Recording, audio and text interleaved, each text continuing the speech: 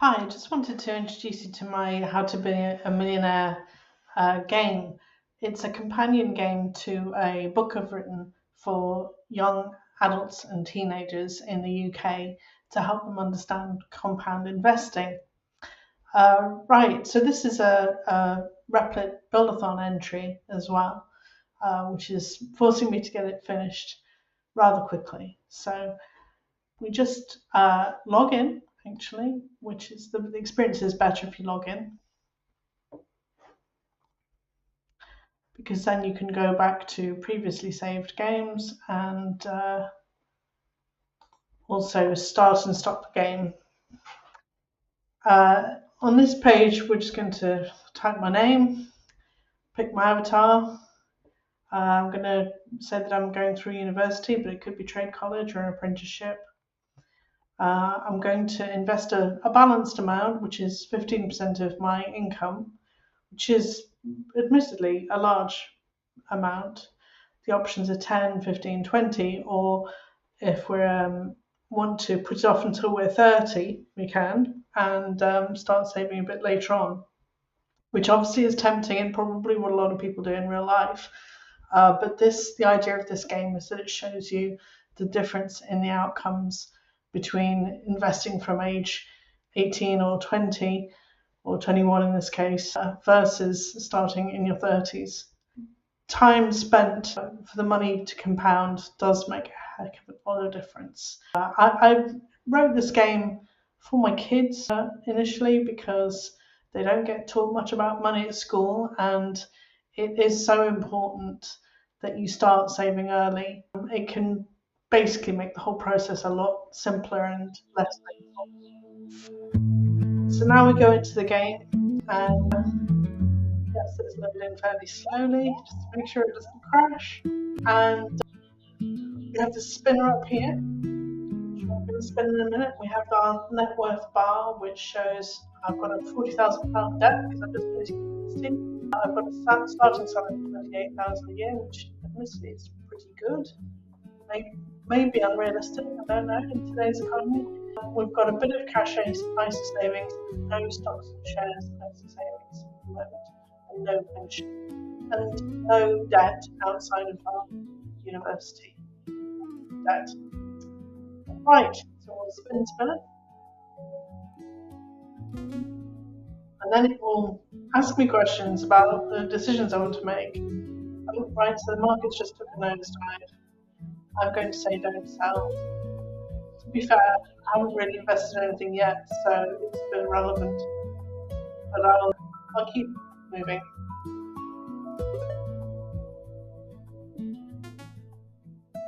Okay, with every year that goes by, it adds to the save away your cash ISA and your stocks and shares ISA. So I did have a little bit in that.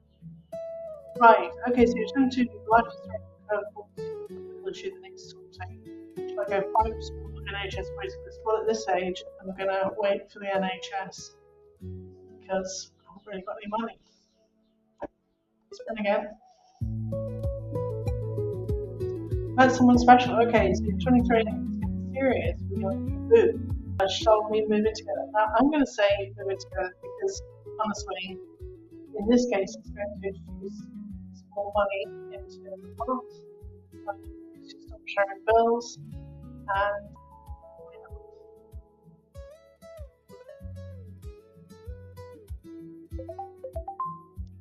salary negotiation. And this is a big one.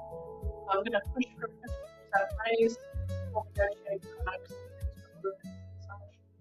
Could we go for the money, I think.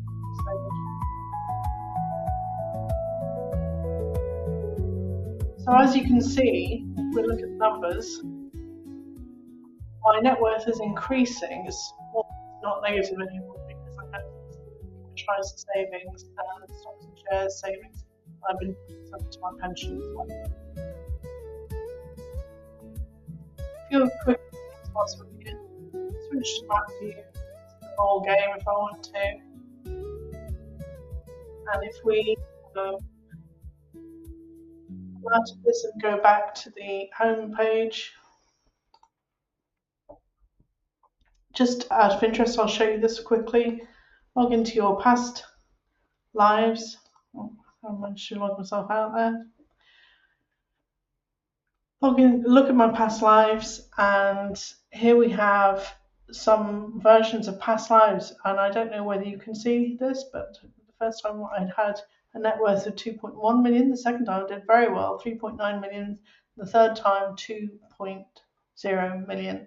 Now, what I can do is click on this and replay my story. So effectively, I can see all the decision points and the effects they had. So we can see the kind of the ghost line here, which is showing me what impact that would have had going forward.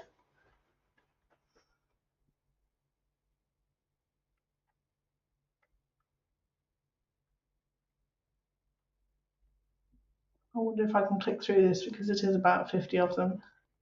It does take a while.